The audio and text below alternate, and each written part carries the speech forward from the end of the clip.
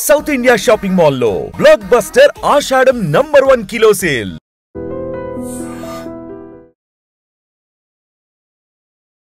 Hi guys, welcome to iDream. నేను మీ Chanakya.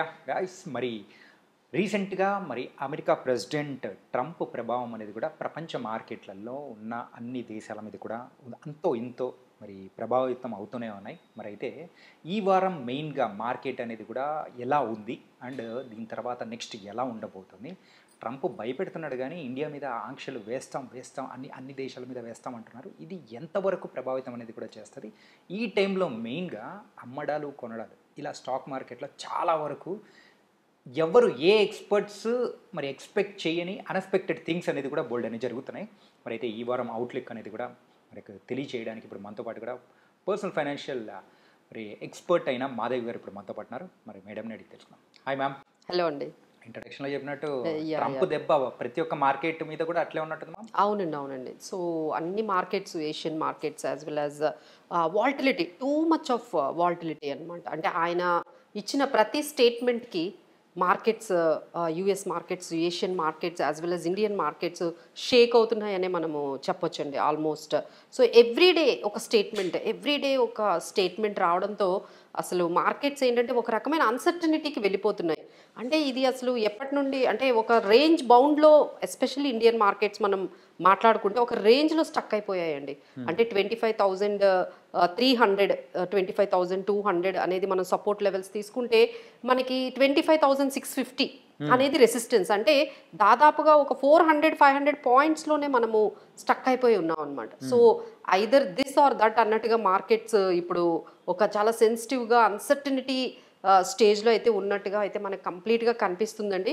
So దీన్ని ఇంకా మనం బ్రేక్ చేసి నెక్స్ట్కి వెళ్ళాలి అంటే మార్కెట్స్ 25,500 హోల్డ్ చేయగలగాలండి. ఎప్పుడైతే మార్కెట్స్ 25,500 కానీ హోల్డ్ చేస్తే అప్పుడు మళ్ళీ మనం పాజిటివ్లోకి వెళ్తున్నట్టే. బట్ టిల్ ఇది 25,400 బ్రేక్ చేసి లోయెస్ట్లోని ఉన్నట్లయితే మాత్రం మార్కెట్స్కి ఇంకా ఆ బేరిష్ ట్రెండ్ అనేది కంటిన్యూ అయినట్టుగా కనిపిస్తుంది. సో లాస్ట్ 2 వీక్స్ నుంచి ఇదే నడుస్తుందండి. 25,300 అండ్ 25,500 మధ్యలోనే వెళ్తుంది. అసలు 25,500ని హోల్డ్ చేయలేకపోతుంది. సో నెక్స్ట్ వీక్ మనకి చూసుకోవాలండి ఎట్లా మనకి మార్కెట్స్ ఈ ఐదర్ మేక్ ఆర్ బ్రేక్ అనేది మనకి నెక్స్ట్ వీక్లో అయితే కనిపిస్తుంది. ఆయన మీరు అన్నట్టుగా భయపెడుతూనే ఉన్నారు. July 9th డెడ్ లైన్ అని. సో ఆ డెడ్ లైన్ కూడా మనకి వచ్చేసింది. సో ఇప్పుడు ఏంటంటే ఇంకా ఇండియా ఇప్పుడు మన సిచ్యువేషన్ చూసుకున్నట్లయితే ట్రేడ్ డీల్ ఎస్పెషల్లీ ఇదంతా కూడా ఈ మార్కెట్స్ కూడా అంతా ఇలా స్టక్ అవడానికి కారణం ఏంటంటే యుఎస్ ఇండియా ట్రేడ్ డీల్ అనేది నెగోషియేషన్స్ ముందుకెళ్ళట్లేదు, క్లోజ్ అవ్వట్లేదు. అంటే అలా నెగోషియేషన్స్ జరుగుతూ ఉన్నాయి, డిస్కషన్స్ జరుగుతూ ఉన్నాయి. మనం కూడా ఎస్పెషల్లీ అగ్రికల్చర్ ప్రోడక్ట్స్ కానీ, డైరీ ప్రోడక్ట్స్ కానీ, ఫుడ్కి సంబంధించిన కొన్ని ప్రోడక్ట్స్లో మన వాళ్ళని ప్రొటెక్ట్ చేయడానికి మనం కూడా వాళ్ళు చెప్పిన ప్రతి టారిఫ్స్ని యాక్సెప్ట్ చేయట్లేదు. సో ఈ విధంగా ఒక డెడ్ లాక్ దగ్గర ఆగిపోయాం అనమాట. ఇక ముందుకు వెళ్ళట్లేదు. సో ఇలా ఇది ఎప్పుడు క్లియర్ అవుతుంది అనేది ఒక పెద్ద క్వశ్చన్ మార్క్ లాగా ఉందండి. సో లేదు అసలు ఇది మొత్తం కానీ క్లియర్ అవ్వకుండా అసలు ట్రేడ్ డీల్ జరగకపోతే మ్యాక్సిమం లాస్ ఏం జరుగుతుంది అంటే 26% మనకి వేసే అవకాశాలు ఉన్నాయి. సో దానికి ట్రంప్ ఇచ్చిన డెడ్ లైన్ ఏంటంటే ఆగస్ట్ ఫస్ట్ లోపు మీరు ఏదైతే ఈ అగ్రిమెంట్స్, ఈ నెగోషియేషన్స్ ఉన్నాయో అవి క్లోజ్ అయిపోవాలి. ఆగస్ట్ 1 వరకు కానీ ఈ డెసిషన్స్ కానీ ఈ ట్రేడ్ డీల్కి కానీ మనం ఒక కన్సర్న్స్కి రాకపోతే డెఫినెట్లీ మీకు కూడా లెటర్స్, అంటే ఇప్పుడు ఆల్రెడీ కొన్ని నేషన్స్కి ఆయన లెటర్స్ పంపించేశారండి. ఎవరితో అయితే డీల్ కుదరట్లేదో, ఎవరైతే ఆయన చెప్పిన టర్మ్స్కి ఎవరైతే అంగీకరించట్లేదో వాళ్ళందరికీ లెటర్స్ అనేవి వెళ్ళిపోయాయి. దాదాపుగా ఆయన మనం చూసుకున్నట్లయితే 30% నుంచి 50% కూడా ఆయన టారిఫ్స్ వేస్తూ లెటర్స్ పంపించేశారు. 14 నేషన్స్, అంటే it could be like Malaysia, Indonesia, మీరు థాయిలాండ్, ఏ కంట్రీస్ చూసుకున్న లెటర్స్ అనేవి ఒక 14 నేషన్స్కి ఆయన పంపించేశారు. సో 1 ఆగస్ట్ నుంచి మీరు ఈ టారిఫ్స్ మీ దగ్గర నుంచి ప్రోడక్ట్స్ కానీ మా యూఎస్కి వచ్చినట్లయితే ఈ టారిఫ్స్ మీరు పే చేయాల్సిందే అని చెప్పి ఆయన కంప్లీట్గా లెటర్స్ అయితే సెండ్ చేశారు. ఇండియా ఒక్కటి మాత్రం ఇంకా ఆ సిచ్యువేషన్కి వెళ్ళలేదు. దానికి ఒక డెడ్ లైన్ ఇచ్చారు. సో లెట్స్ హోప్ ఇక్కడ నుంచి మన ఇండియా నుంచి ఏంటంటే ఒక టీమ్ అనేది ఒక అడ్వాన్స్డ్ అగ్రిమెంట్ డైలాగ్ కోసం కానీ, లేకపోతే డెసిషన్స్ మేకింగ్ కోసం కానీ, లేకపోతే నెగోషియేషన్స్కి యుఎస్ వెళ్ళబోతుంది మన దగ్గర నుంచి పర్సనల్గా ఏదో ఒకటి క్లియర్ చేసేసుకుందాము అనే అగ్రిమెంట్, ఏదో ఒకటి డీల్ అయితే క్లియర్ చేసుకుందామని ఒక టీం అయితే వెళ్ళబోతుంది. సో ఇదంతా జరగడానికి మేబీ ఒక 1-2 వీక్స్ అయితే ఇదంతా నడిచేటట్లుగా ఉందండి. సో అంతవరకు మార్కెట్స్ అయితే ఈ విధంగానే ఒక కన్ఫ్యూజ్డ్ అండ్ స్టాగ్నేటెడ్ ఒక రేంజ్ బౌండ్లోనే మార్కెట్స్ అయితే స్టక్ అయిపోయే అవకాశాలు ఎక్కువ కనిపిస్తున్నాయి. అండ్ ఇంకొక విషయం మాట్లాడుకోవాలంటే మెయిన్గా ఇప్పుడు ఎవరైనా కానీ కొత్త వాళ్ళు మరి మెయిన్గా మార్కెట్లోకి వచ్చి వాళ్ళైతే ఇన్వెస్ట్ చేద్దాం అనుకున్నా కానీ సో ఏంటి సిచ్యువేషన్స్ ఇలా ఉన్నాయి ఎందుకు అని చెప్పేసి అలా వెనక్కి వెళ్ళిపోతున్న వాళ్ళ సంఖ్య పెరుగుతూ ఉన్నట్టు అనిపిస్తుంది. అవునండి. ఎందుకంటే ఇదేంటంటే మీరు మన అసలు ఈ పర్టికులర్ ట్రేడ్ టారిఫ్స్ అనే సాగా మనం చూసుకుంటే April 2 స్టార్ట్ అయింది. April 2 ఆ తర్వాత 5th ఆయన ఏం చేశారు, 7th రాగానే అందరికీ రెసిప్రోకల్ టారిఫ్స్ వేశారు. చైనా మీద 145% వేశారు. ఆ తర్వాత ఒకసారి పాజ్ అన్నారు. పాజ్ అని 90 డేస్ ఇచ్చారు. ఆ 90 డేస్ మళ్ళీ ఇప్పుడు July 9th వెళ్ళింది. So you can see that April 2 నుంచి July 9th వరకు how much time the markets have faced this much of uncertainty. అంటే మార్కెట్స్కి ఎప్పుడు అంటే ఏదైనా సరే అన్సర్టనిటీ అనేది it will be very negative. మార్కెట్స్కి అన్సర్టనిటీ అనేది నెగిటివ్. ఏదో ఒకటి క్లారిటీ వచ్చేయాలి. ఐదర్ అవుతుందా, డీల్ అవుతుందా, లేదు అవ్వదు, అయ్యిందంటే ఎంతకి అవుతుంది, ఎంత పర్సంటేజ్, అవ్వలేదంటే what is the maximum loss, ఇది అనేది మనకు క్లారిటీ వచ్చేస్తే మార్కెట్ విల్ రెస్పాండ్ అకార్డింగ్లీ.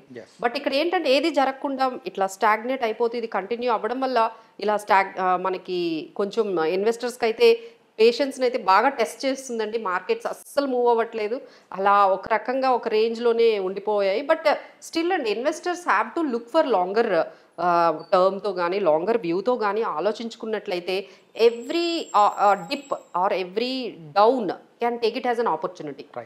ఎందుకంటే ఇలాంటి సిచ్యువేషన్స్ జరుగుతూనే ఉంటాయండి. ఐదర్ వార్ కానీ లేకపోతే ట్రంప్ ఇంపాక్ట్ కానీ నెక్స్ట్ ఇంకొకటి రావచ్చు. So these keep on coming into the markets. ఈ విధంగానే మార్కెట్స్ అంటే కొత్త వాళ్ళందరికీ చెప్పేది ఏంటంటే this is very much normal. Volatility in the market, stock markets are very much normal. Short టర్మ్లో అయితే ఇలానే అనిపిస్తుంది. But when you think of 5 years period, 6 years period అలా కానీ మనం చూసుకున్నట్లయితే మీరు డెఫినెట్గా ఇన్వెస్ట్ అయితే చేయొచ్చండి. బట్ దానికి చాలా వేస్ ఉన్నాయి కదా. ఈక్విటీలోకి కొత్త ఇన్వెస్టర్స్ రావాలి అంటే మనకి డైరెక్ట్గా డీమ్యాట్ అకౌంట్ ఓపెన్ చేసేసి మీకు కావాల్సిన స్టాక్స్ పికప్ చేసేసి మీరు యాడ్ చేసుకోవచ్చు. లేదు అంటే మ్యూచువల్ ఫండ్స్ ద్వారా ఒక ఫండ్ మేనేజర్కి ఇచ్చేస్తే మీ ఆబ్జెక్టివ్ బట్టి ఆయన ఒక మంచి స్కీమ్ సెలెక్ట్ చేసుకుంటే ఆయన మీ బదులు ఆయన పిక్ చేస్తూ ఉంటారు స్టాక్స్. తర్వాత పిఎంఎస్లు ఉన్నాయి, స్మాల్ కేజ్లు ఉన్నాయి, కొత్తగా ఎస్ఐఎఫ్స్ కూడా స్పెషల్ ప్రోడక్ట్స్ కూడా మార్కెట్లోకి వచ్చేసాయి. There are flood of products in the market అండి. ఒకవైపు ఎన్ఎఫ్ఓస్ ఉన్నాయి, ఒకవైపు ఐపీఓస్ ఉన్నాయి. సో మీరు ఈక్విటీకి రావాలి అంటే ఇన్ని ప్రోడక్ట్స్ మార్కెట్లో ఉన్నాయి. సో డెఫినెట్లీ కన్ఫ్యూజ్డ్గానే ఉంటుంది ఏ పాత్ మనకి కరెక్ట్గా అవుతుంది అనేది. So again apart from this Trump tariffs కాకుండా మనకి ఇంకొకటి ఈవెంట్ కూడా స్టార్ట్ అయిందండి. That is quarterly results. మనకి Q1 క్వార్టర్లీ రిజల్ట్స్ అయితే స్టార్ట్ అయిపోయాయి. టీసీఎస్, అలానే టాటా ఎలక్సీ, ఐఆర్ఈడిఏ, తర్వాత హ్యాత్వే, ఓస్వాల్ పంప్స్, ఇవన్నీ కూడా కంపెనీస్ ఈరోజు రిజల్ట్స్ని వాళ్ళు కార్పొరేట్ రిజల్ట్స్ని అనౌన్స్ చేశారు. సో ఈ ఇంపాక్ట్ కూడా మార్కెట్ మీద ఉంటుందండి. It is not only about the Trump tariffs. ఇప్పుడు ఏవైతే పెద్ద పెద్ద కంపెనీలు వాళ్ళ క్వార్టర్లీ రిజల్ట్స్ని అనౌన్స్ చేస్తున్నాయో అవి కానీ కొంచెం పాజిటివ్గా ఉంటే మార్కెట్స్ మళ్ళీ ఇంకా పాజిటివ్గా మూవ్ అయ్యే ఛాన్సెస్ ఎక్కువగా కనిపిస్తున్నాయి. సో ఇలా అనౌన్స్మెంట్స్, ఏ కార్పొరేట్ ఏ కంపెనీ ఎలాంటి రిజల్ట్స్ ఎంత పాజిటివ్గా ఇస్తుందో దాన్ని బట్టి కూడా మార్కెట్ అనేది మనకి నెక్స్ట్ 2 weeks వరకు ఈ Trump impact as well as this corporate ఎర్నింగ్సే మొత్తం ఇంపాక్ట్ చేసేటట్టుగా కనిపిస్తున్నాయి.